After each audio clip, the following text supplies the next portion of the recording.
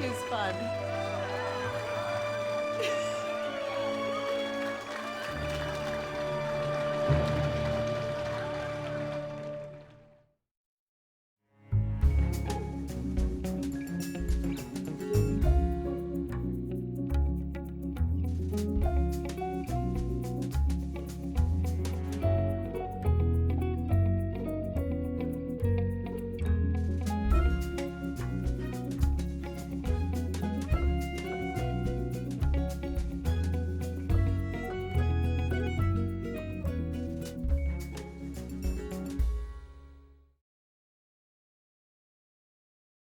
Previously unsigned, sealed, delivered. When you know how strong you are, you stop worrying about all the things that you can't do, and you start dreaming of all the things that you can do. We never did get to have our dance, did we? No, Do you think we could remember the steps? we could give it a try. You'll miss the dearest pal you ever had after you've gone away.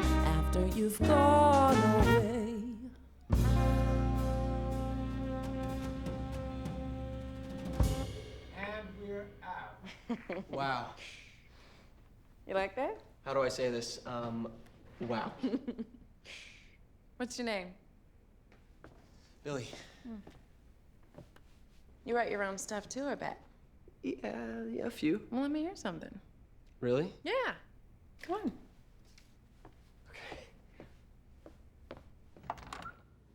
The only thing open was Szechuan Pavilion, again.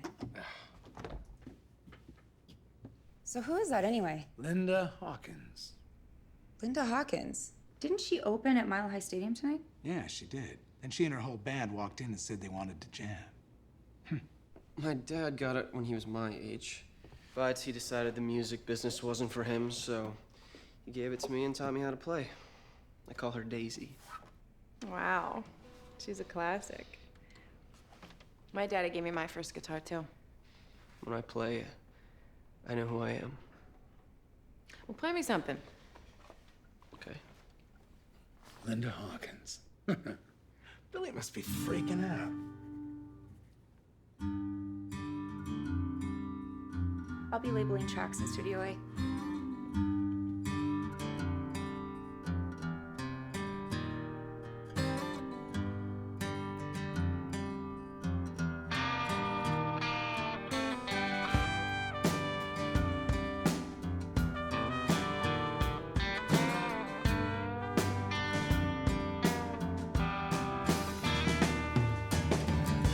Tell me there's a reason life can be so hard.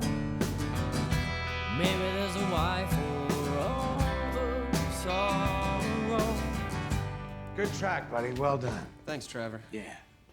Sounds like you guys had a fun night. Yeah, we love to do drop-ins when we're in a new town. Okay, so I've addressed this, and I'm sorry, what's your name?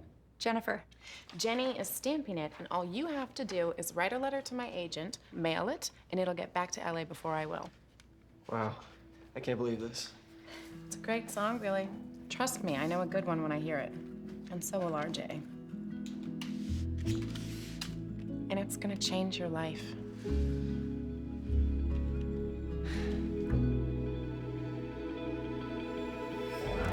Send me love every day and send me on my way. Deliver me, just deliver me. It's a one-time event, and I've heard he's an excellent speaker. And so I took the liberty of reserving 4 seats for us. Will certainly be educational and I believe a great deal of fun. That not only doesn't sound like fun, attending a weekend seminar on mail is the opposite of fun. Well, I imagine we have differing notions on what constitutes fun, Miss McInerney. I have no doubt that we do, Mr. O'Toole. For example, I thought that the dance classes we took were fun. You did? I did, and I was disappointed when you felt it necessary to end them. You were. I was.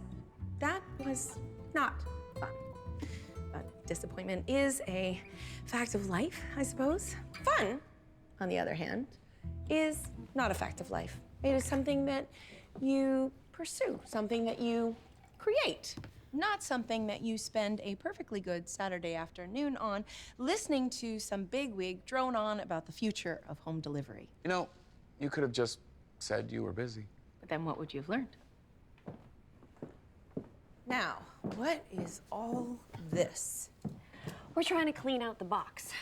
Well, if you wanted to have a garage sale, you should have picked a different garage. This is the small unattached items bin, things that have been removed from public mailboxes, that have fallen out of unsealed or poorly wrapped packages. There's nothing to connect them to an address, so they exist in this odd state of melancholic unbelonging. It's a sad way of saying they're lost. It's a strange way of calling it junk.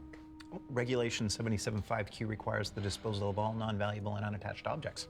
That would be junk. Postal regulations failed to attach a deadline to the disposal of such objects, thereby allowing us a little extra time to spend with each of them. Why would you want to spend an extra minute on any of this stuff? I used to ask that question, but then we found an old comb and I wanted to throw it away. But Oliver figured out that it belonged to a man who had gone bald, and it was the last memory of his hair. A sentimental comb. He was a very sweet man. Shall we?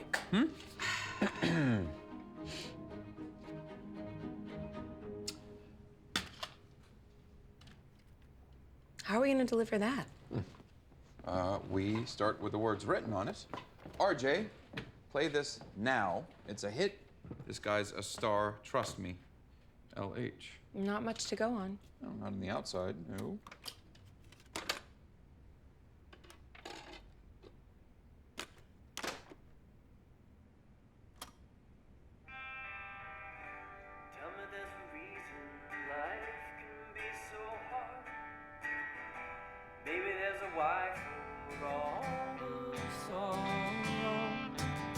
Sometimes I can leave behind the days that broke my spirit. When I tell myself you're waiting there tomorrow. Don't you know, don't you know? Oh, wake up every morning 'cause you believe in me. Hey, we were listening to that. Ms. McInerney, the same rules apply to a recording as it would to a letter.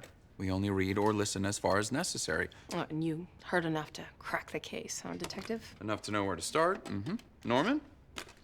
What are your thoughts? Well, it sounds like an audition recording, professionally recorded but not extensively produced. I didn't recognize the singer nor the song. Well, at least there's one thing we know for sure, right? Yes. Yes, that's for sure. The songwriter was in love. Love. Oh, yes. Deep, deep, unspoken, unrequited. I can't tell you to your face, so I hope one day after listening to this song, you just figure it out kind of love. Yes. I was gonna say something like that. Even if that's true, it hardly helps us. Somebody out there needs to hear this song, besides RJ. We have no intention of giving up, Miss McInerney. Do we, Norman? Oh, no. Norman?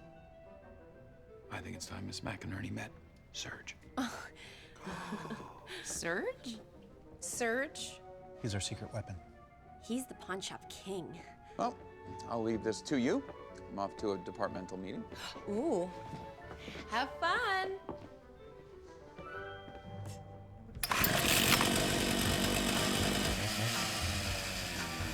So, Serge is your friend? My cousin. Serge! Serge says 50. Take it or leave it. So, Serge, what do you think? Huh. Well, Serge says that every recording studio has its own unique acoustic signature, and we could take it to an acoustic engineer for sound printing. Well, there's a good use of our time. Any chance Serge could help us with the artist?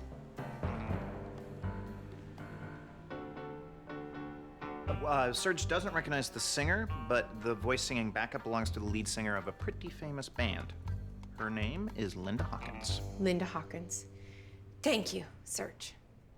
I, recently had my apartment fumigated. I think he likes you.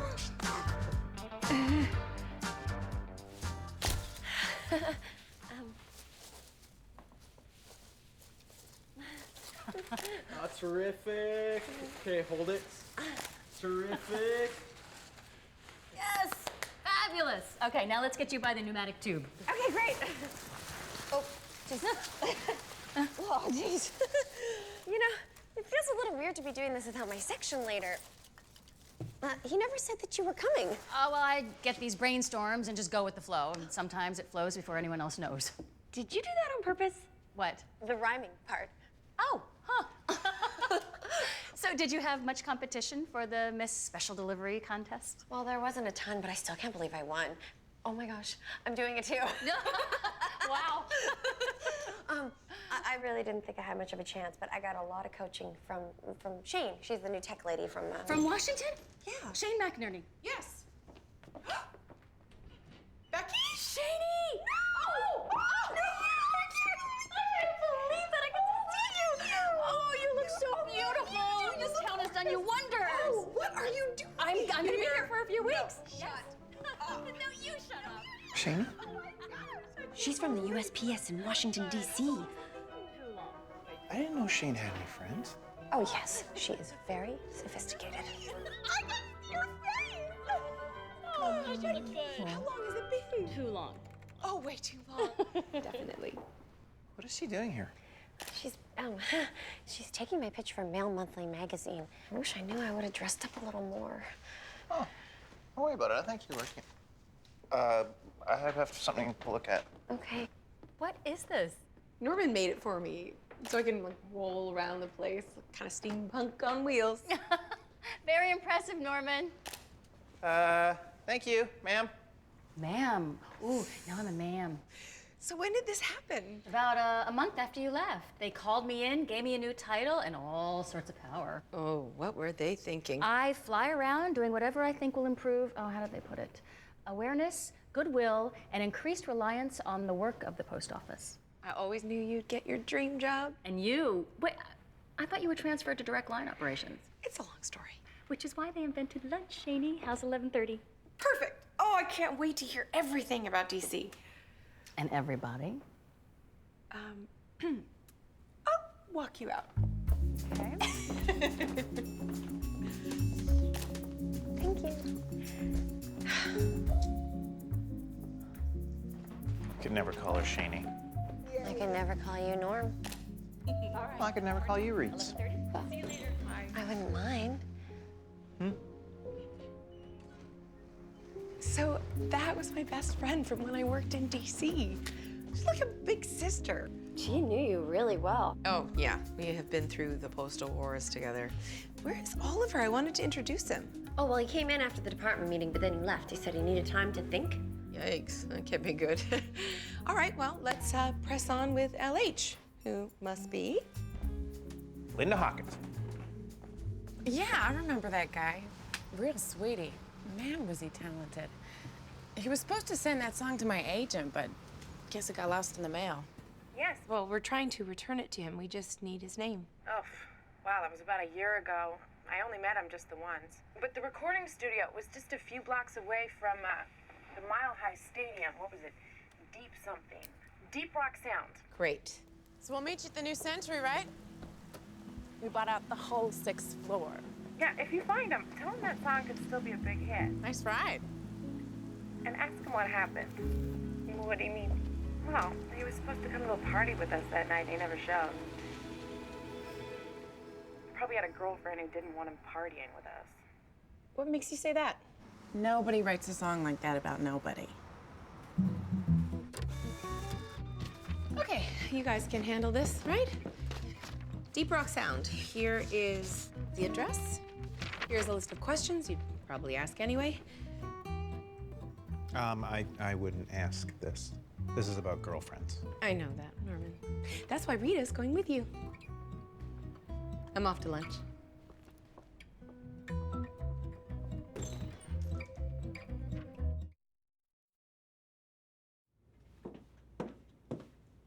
I heard you were looking for the manager? Oh, I'm Jennifer Becker. Ah, Miss Becker. We're from the United States Postal Service. And we think that this unattached item might have a connection to your studio. Where did you get that? It probably fell out of an envelope that was improperly sealed. No, that couldn't have happened. That thing meant everything to Billy. He would have sealed it for sure. Billy? Yeah, he worked here part-time for us for a while. This was his song on the CD. I put the stamps on the envelope myself, and he was gonna mail it. But it never got to where it was supposed to go. No. Could you tell us Billy's full name and his last known address? He said that his last name had too many syllables to sound like a successful songwriter, so he used his middle name and he called himself Billy James. And he worked here in exchange for studio time. We never needed an address to send him a paycheck. Making it much harder for us to find him. Well, when the going gets harder, squeeze the lemons into juice. I'm sorry. It's just the night that Billy was gonna mail this, he walked out the door and never came back. Well, he did for a second.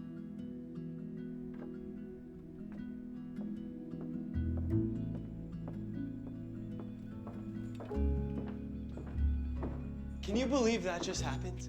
Linda Hawkins was my backup singer. This has been a pretty amazing night. Yeah. Oh, I forgot to put Daisy away. Oh, I already did that. Oh, thanks. Sorry it got so crazy tonight. Hey, welcome to the music business. Yeah, I'd almost given up. And then Linda walks in. Yeah, that's how it happens. You never know when you're gonna get your break. But if you're good and you hang in there, then it can happen. And then you gotta take it. And, you know, you gotta send that envelope. You've gotta go to the party, schmooze the right people. Do you think I'm good enough? I do. I've loved every song you've written. So which one did you record with her? Oh, a new one. You haven't heard it yet. I'd play it for you, but now's not the I get right. it.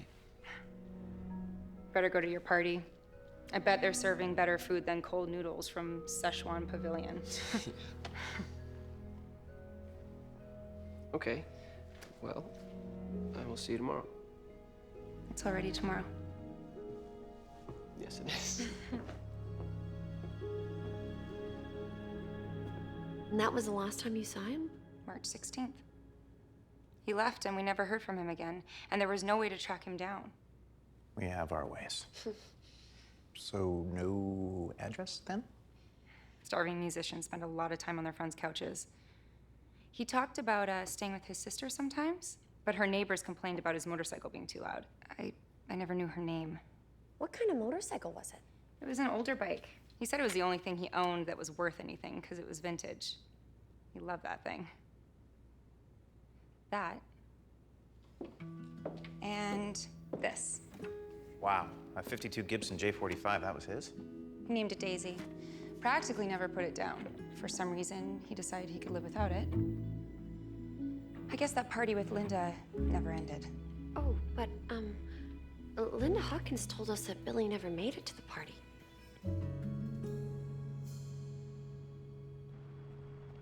When they said I was going to Denver, I was hoping I'd be lucky enough to run into you.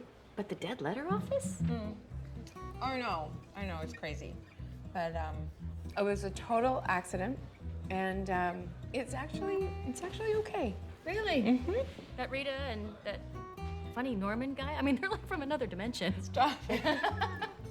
Wait till I tell you about Oliver. Mm-hmm.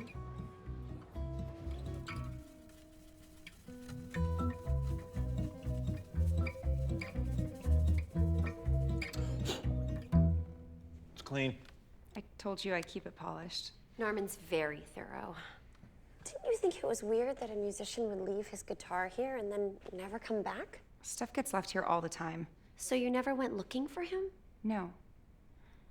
I just figured Billy was another musician who came and went like all the rest of them. Well, that's so sad. Imagine waiting all that time to hear back and thinking his music was rejected. It's hard to guess what Billy's thinking, or if he's even thinking about this at all. Hey, can you provide the names of anyone else who worked with Billy? Co-workers, that would be you, musicians he worked for, contacts from old session logs, etc., etc. Boy, you guys sure take this seriously. It's just a CD. I mean, he's probably recorded it again somewhere. Well, we take our job very seriously because it's a serious job, and it's ours. Can I answer any more questions? Let me check. No. Oh, did he have a girlfriend? No. Not that he mentioned. Oh, that's too bad. We were hoping that he wrote the song for someone he fell in love with. I've never heard that song.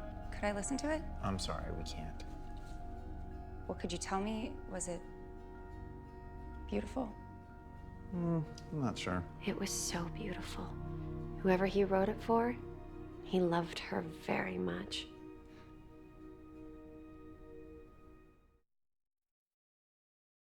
And he's very smart, obviously educated. Thank you. And I don't know, it's sort of charming in an old-fashioned kind of way. He has the weirdest sense of humor. Oh, scratch that. I'm not even sure he has a sense of humor. It's more of a sense of irony, really. He goes to church and sings in the choir. He's very generous and fair. He's stubborn. Oh, God, he is so stubborn, Becky. He talks like he expects us to be better somehow. And that's it. Oh, and he loves words and And he's married. How did you know? He was at the department meeting. He was the only one in a suit. And he had a ring on his left finger. Yes, but his wife left him standing alone in front of the Pony Express exhibit at the National Postal Museum. Moved to Paris and didn't send a forwarding address. So, he's married to somebody in Paris. Shani. Shani. Shani, do you think maybe God's trying to tell you something? Like, stop getting hung up on an unavailable man? Steve wasn't married. Yeah, but he was never gonna get married. And somewhere in that crazy heart of yours, you knew that. But you'd still be there waiting for him to grow up if you hadn't been transferred to Denver. That was good timing. Yes. Was that you? Did you have me transferred? I love you too much to answer that question. Becky! Let me just say this. Don't make me transfer you to Seattle. Are you really interested in this guy? No. Of course not. Oh, we're just friends. I mean, we're not even close friends. I did take a couple dance classes with him as a favor. I do think that he is finally admitting that his wife isn't coming back. But I do see that he still hasn't given up hope. Well, then it's a good thing you're not interested in him, right? Right. Absolutely. Well, at least now you've recognized what a nice man looks like. I mean, Steve was a jerk. Go out there and find yourself another Oliver. An available one. Yeah, you know, I'm not really sure there is such a thing. You're right. You know what? I know you're right. I have got to get back into circulation. And oh, wow, I have got to get back to work. Oh, you go on. I'll just take care of the check. Thank you. This is fun. It was great. Yeah. It was really great. And I'll see you later. Yes, you will. I'll see you later. Okay.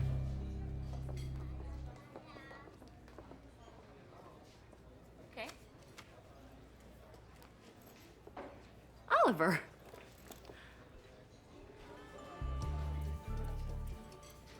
It was very ungentlemanly of me to remain here where I could overhear your conversation. On the other hand, it would have been just as ungentlemanly of me to stand and make my presence known, thereby embarrassing Ms. McInerney. I was caught in something of a quandary. You really do talk like that. I won't say a word. And for what it's worth, that chick in Paris was crazy to leave you.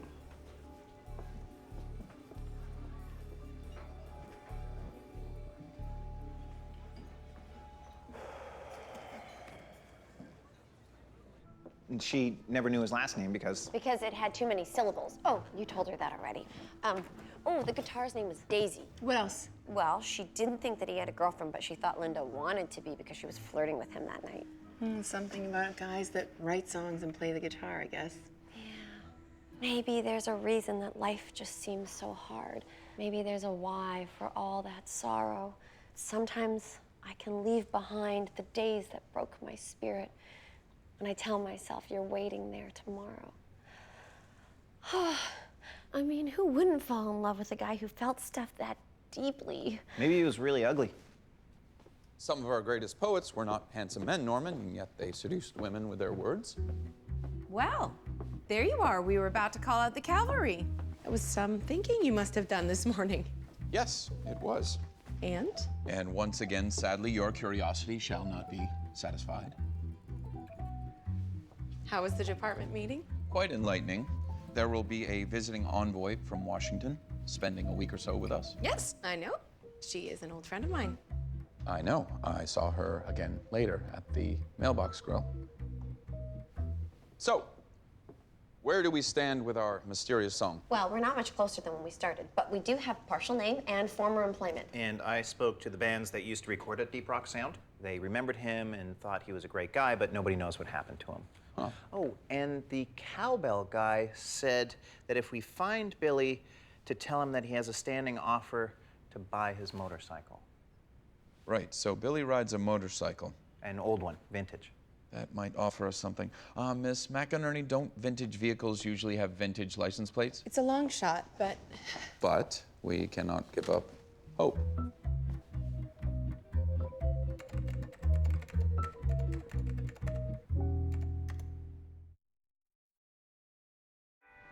Just see, look at me, something good, something strong, tells me that I belong. That's the 6th time she's listened to that today. Well, that just shows you Billy wrote a hit. How are we doing, Ms. McInerney? I found a motorcycle license plate listed to a Billy James Antonopoulos. Oh, yeah, too many syllables.